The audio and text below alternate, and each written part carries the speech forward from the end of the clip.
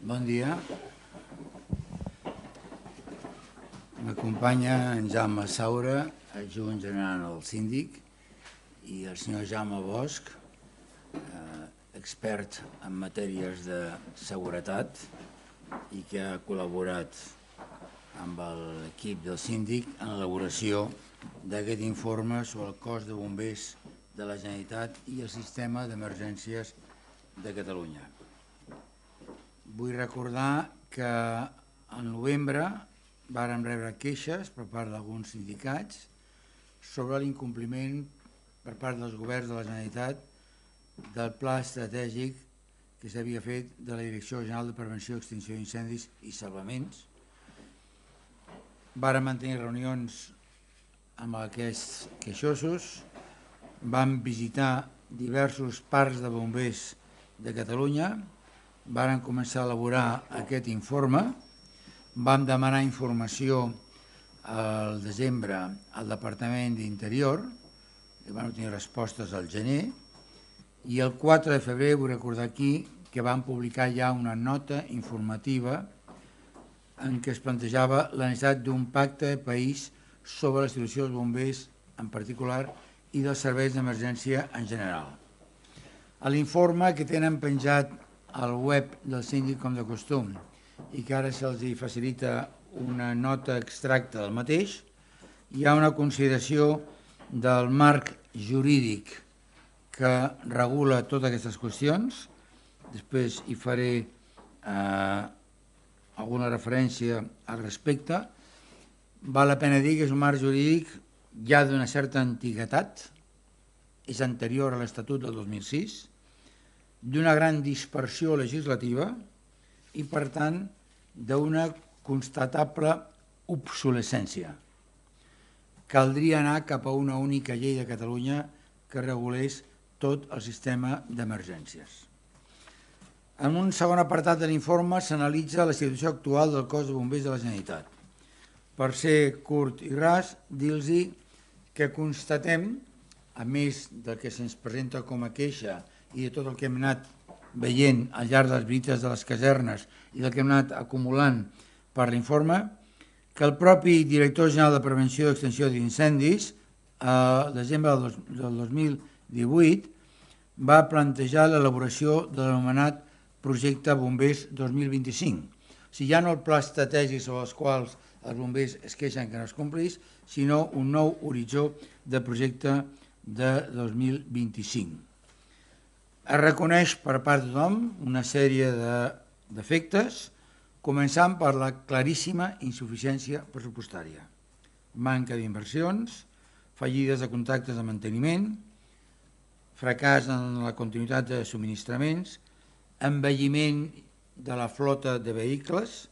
manca de recursos especialitzats, amb una amenaça de col·lapse operatiu, sobretot en cas de grans emergències. I afegim que hi ha una creixent inversió de competències, fins i tot a escala estatal, que fa perdre progressivament el control del govern de la Generalitat sobre la gestió de les emergències. El 27 de març del 19, la Comissió d'Interior del Parlament va aprovar una resolució en resposta a les necessitats dels bombers de Catalunya i es va continuar el treball de negociació amb els representants dels mateixos. El 10 d'abril d'aquest any va haver una tancada al Parlament amb el Consell d'Interior, el Consell d'Economia, el de Polítiques Digitals i Administració Pública, grups parlamentaris i sindicats de bombers, i es va anunciar per part del govern, pocs dies després, que es anava a adquirir 92 vehicles pesants per valor de 40 milions. Es va començar a dissenyar un preacord amb tots aquests interlocutors que podien dir un acord de mínims que en el moment de presentar aquest informe està per aprovar. Hi ha altres matèries que contempla l'informe, com els requeriments que ha anat fent la Inspecció del Treball sobre les condicions de treball d'aquests col·lectius, sobre la situació dels bombers voluntaris, sobre l'existència per separat d'un cos de bombers com és el de Barcelona, a part d'alguns que estan especialitzats com són els de l'àrea química de Tarragona o d'algunes macroempreses, i la relació de tot això amb la formació, sobretot a partir de la incardinació de la formació de bombers a l'Institut de Seguretat Pública de Catalunya. I també s'analitza la dimensió local i la responsabilitat que té el món local en potenciar aquests serveis i les contribucions que haurien de ser molt més clares dels subjectes passius, les entitats asseguradores que haurien de participar amb l'aportació per solucionar aquest problema. I per últim s'analitza, ja que és un fenomen relativament nou, la incidència del mecanisme de protecció civil de la Unió Europea sobre tot aquest panorama. Fem una macrovisió de la situació dels serveis d'emergència a Catalunya, afegint altres elements com el sistema d'emergències, com és el paper de la Creu Roja, com l'associació de voluntaris de protecció civil o les agrupacions de defensa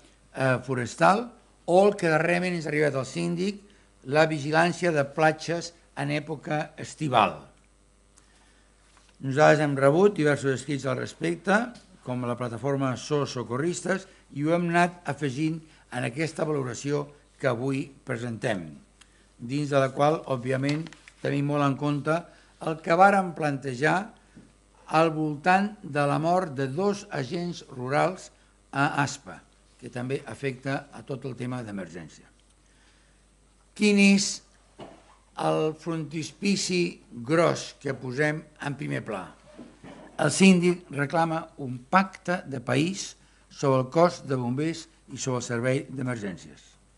Un pacte que tingués 2 grans apartats. Un, urgent, d'adopció de mesures econòmiques necessàries per dotar el cos de bombers dels recursos de tot tipus que necessita de manera immediata. I ho diem a mes de maig, sabedors que d'aquí poc començarà l'època més difícil, previsiblement pel que és les seves actuacions. I un segon bloc, més a llarg termini, que comportés una redefinició de la mateixa estructura del cos de bombers i del servei d'emergències. En la participació en aquest pacte del govern de la Generalitat, no només de les 2 grans conselleries implicades, Interior i Economia, que són les 2 que han de proveir les primeres mesures, sinó de tot el govern, dels grups parlamentaris, de les associacions municipalistes, de l'Ajuntament de Barcelona, com a subjecte d'un cos especial, de sindicats i associacions representatives de bombers professionals i voluntaris.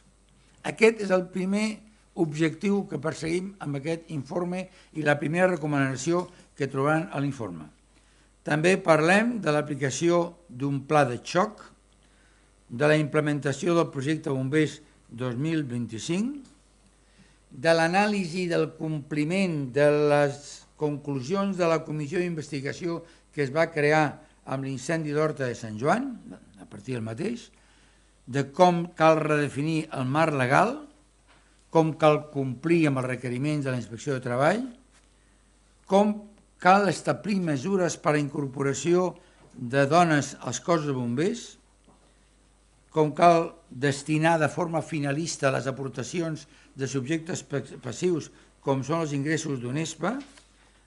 potenciar la subcomissió de govern local,